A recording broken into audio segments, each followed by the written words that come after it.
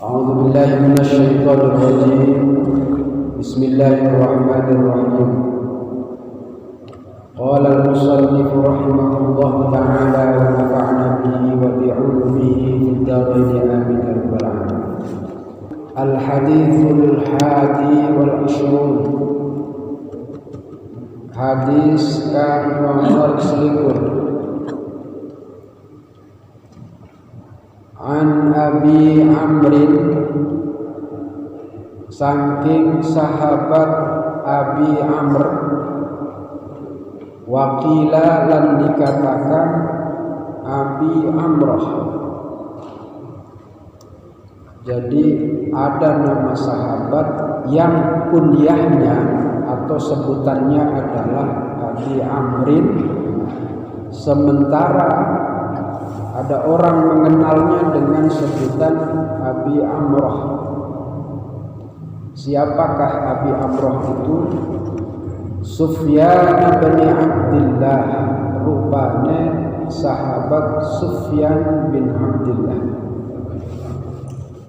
radhiyallahu anhu, mugia ridani sapa Allah anhu saking Sufyan bin Abdillah. Qala ucap sapa Sufyan,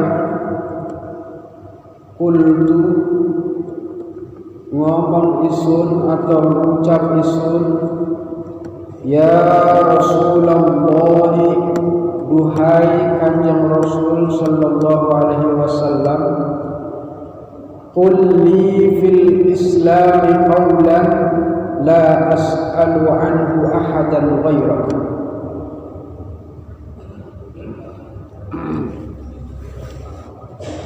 Qul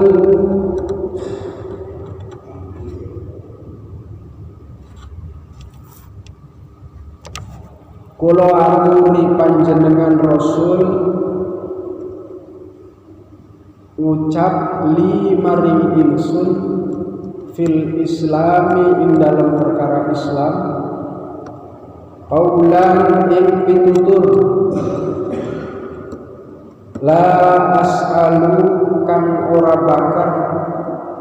ora bakal takon sapa ingsun anhu saking qaulan ahadan ing wong siji ghairaka kang selaine panjenengan. Qala makan jawab sapa Kanjeng Rasul, kul ngucap sira amantu billah tsumma istaqim. Kul ngucap sira amantu iman sapa ingsun billahi kelawan Allah, tsumma istaqim keri-keri ajeg sira. Ajeg itu apa? Istiqomah ya. Rawahu Muslimun, rawahu riwayat Ibnu hadis atau Muslimin dua Muslim. Para hadirin sekalian, tadi pembacaan dengan logat Jawa sudah berusaha saya sampaikan. Sekali lagi kepada Dewan Guru, barangkali menemukan ada kekurangan atau kesalahan pada pemaknaannya, tidak perlu segan-segan untuk mengoreksi, karena kita semua di sini sama sedang belajar. Bapak Ibu dan saudara sekalian, hadis yang baru saya baca tadi disampaikan oleh salah satu sahabat Rasulullah sallallahu alaihi wasallam yang bernama Sufyan bin Abdillah. Sufyan bin Abdillah ini punya kunyah. Kunyah itu nama panggilan. Kan biasa diurang ya, aya jalma boga ngaran, aya panggilan itu biasa dikenal umum. Sufyan bin Abdillah ini nama panggilannya Abi Amr, atau ada juga yang bilang panggilannya Abi Amr. Suatu hari Sufyan bin Abdullah datang kepada Kanjeng Rasul dan meminta nasihat, kira-kira begitu. Beliau menyampaikan kepada Kanjeng Rasul, "Ya Rasulullah, jelaskan kepada saya atau beritahu saya," karena menurut makna dari hadis ini, "Alimni qawlan jami'an li ma'anil islami wadihan fi nafsi." Beritahu saya mengenai Islam, ya, yang dengannya nanti saya tidak akan bertanya lagi kepada siapapun mengenai penjelasan itu, karena sudah wadih itu sudah jelas, ya. La as'alu anhu ahadan ghairah. Maksudnya apa? Bihaitsu la yahtaju ila tafsiri ghairika a'malu alaihi wa attabi. Tidak butuh lagi penjelasan dari siapapun setelah engkau ya Rasulullah memberikan pitutur tadi, penjelasan tentang Islam itu. Ini orang cerdas nih. Jadi dia minta sesuatu kepada Rasulullah, tetapi kasih semacam syarat bahwa apa yang nanti diberikan oleh Kanjeng Rasul tidak lagi ditanyakan kepada orang lain. Karena saking jelasnya. Ini sahabat yang cerdas. Fa'ajabahu sallallahu alaihi wasallam. Maka dijawablah permintaan Sufyan bin Abdullah ini oleh Kanjeng Rasul sallallahu alaihi wasallam. Apa kata Rasulullah? Qul, katakanlah dengan keyakinan hatimu. Jadi kalau sudah katakanlah begitu, berarti ucapannya tidak sekedar apa? Meluncur tidak bermakna. Tetapi katakanlah dengan keteguhan hati, dengan keyakinan hati. Amantu billah, saya beriman kepada Allah. Tsumastaqim, kemudian istiqomahlah. Nah, ini menarik, jawaban Rasulullah pendek saja.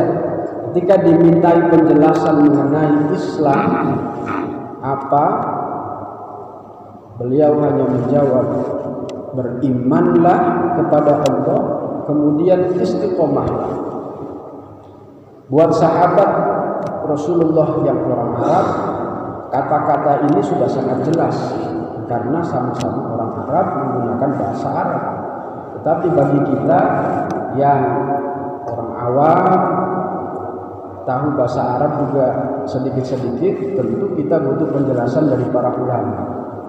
Apa maksud dari penjelasan Rasulullah? Qul amantu billah tsumastaqim. Katakanlah dengan keteguhan hatimu, aku beriman kepada Allah, tsumastaqim, kemudian istiqomah. Itu maknanya apa?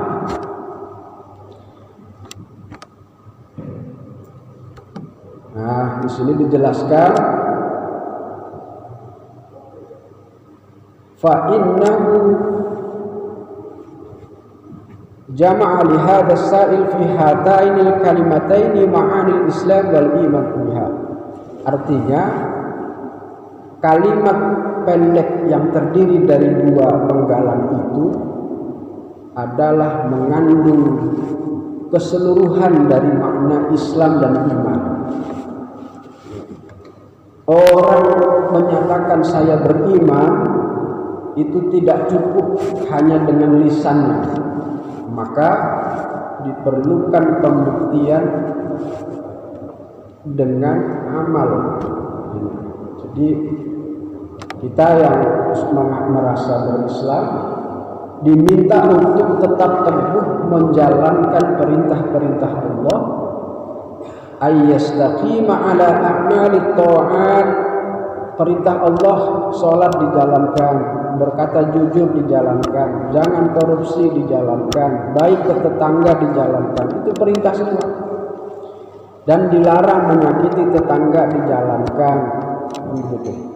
Kemudian jangan meninggalkan sholat dijalankan, itu namanya wal intihau an jami'il mukhalifat, meninggalkan yang dilarang, jangan mabok, jangan itu. Nanti ada penjelasan bagaimana sih sebenarnya istiqomah itu. In la ta'til istiqamatu ma'a syai'in minal a'wijaj. Jadi yang namanya lurus istiqomah itu sesuatu yang tidak ada bengkoknya. Kenapa? Karena bengkok itu lawannya lurus. Fa innaha didduh. Kalau ada barang bengkok kan nggak mungkin kita katakan lurus. Pasti itu barang bengkok. Makanya Allah Subhanahu wa taala dalam Al-Qur'an itu menjanjikan orang-orang yang bisa beristiqomah ya. Ya tadi menjalankan perintah Allah, berusaha maksud saya. Berusaha sebisanya, semampunya menjalankan perintah Allah dan meninggalkan larangan. Berusaha. Apa kata Allah? Innal ladzina qalu rabbuna Allah thumma istaqamu tatanazzalu 'alaihimul malaikatu alla takhafu wa la tahzanu. Sesungguhnya orang-orang yang berkata Tuhan kami adalah Allah, Rabbuna Allah, thumma istaqamu, kemudian dia istiqomah. Apa janji Allah buat orang-orang ini? Tatanazzalu alaihimul malaika. Allah turunkan malaikat. Buat apa Allah menurunkan malaikat? Alla takhafu wa la tahzanu, agar mereka orang-orang yang beriman dan istiqomah itu tidak lagi punya rasa takut dan khawatir. Kalau masalah, saya kira semua orang di dunia pasti punya masalah. Tetapi karena dia istiqomah, ada saja jalan yang Allah berikan buat orang-orang yang istiqomah. Diturunkan malaikat. Alla takhafu wa la tahzanu wa abshiru bil jannati allati kuntum tu'adun. Thumma istaqamu ala dhalika wa ala ta'ati ila an tawaffahumullahu 'alaiha. Dia melakukan ketaatan dan meninggalkan yang dilarang Allah sampai Allah kembalikan dia ke haribaannya istiqomah. Wa abshiru, ada kabar gembira buat orang yang begini nih. Bil jannatil lati kuntum tu'adun. Itu dikasih surga. Itu sudah janji Allah. Nah, di sini ada penjelasan yang menarik bahwa kalau ukurannya istiqomah sebagaimana disebutkan di dalam kitab ini, itu bukan agak berat, memang berat Pak. Kita orang awam ini bisa menjalankan kewajiban yang pokok saja, tidak meninggalkan sholat, bolong gitu ya, terus puasa Ramadan kita jalankan, itu sudah sangat bagus itu. Memang itu saja sudah berat, ya sudah berat. Apalagi kalau ada orang di antara kita yang awam ini bisa misalkan melakukan amalan istiqomah membaca Al-Quran tiap hari, istiqomah tanpa bolong, itu luar biasa. Artinya beristiqomah itu tentu akan bersesuaian dengan kadar kemampuan, ya. Karena di akhir penjelasan Kiai Musannif ini ada hadis yang dikutip, istaqimu walan tahussu. Lengkap hadisnya adalah wa'lamu anna khairu a'malikum as-shalah. Beristiqomahlah. Nah, ini catatannya. tapi kamu nggak bakal sanggup. Bayangkan, Kanjeng Rasul sudah memberikan semacam bentuk, bukan peringatan ya, artinya betapa sulit untuk istiqomah, tetapi jangan ditinggalkanlah gitu. Kamu bakal tidak sanggup. Nah, maka yang bisa dilakukan adalah kalau istiqomah tidak bisa, setidaknya kita melakukan muqarabah, mendekati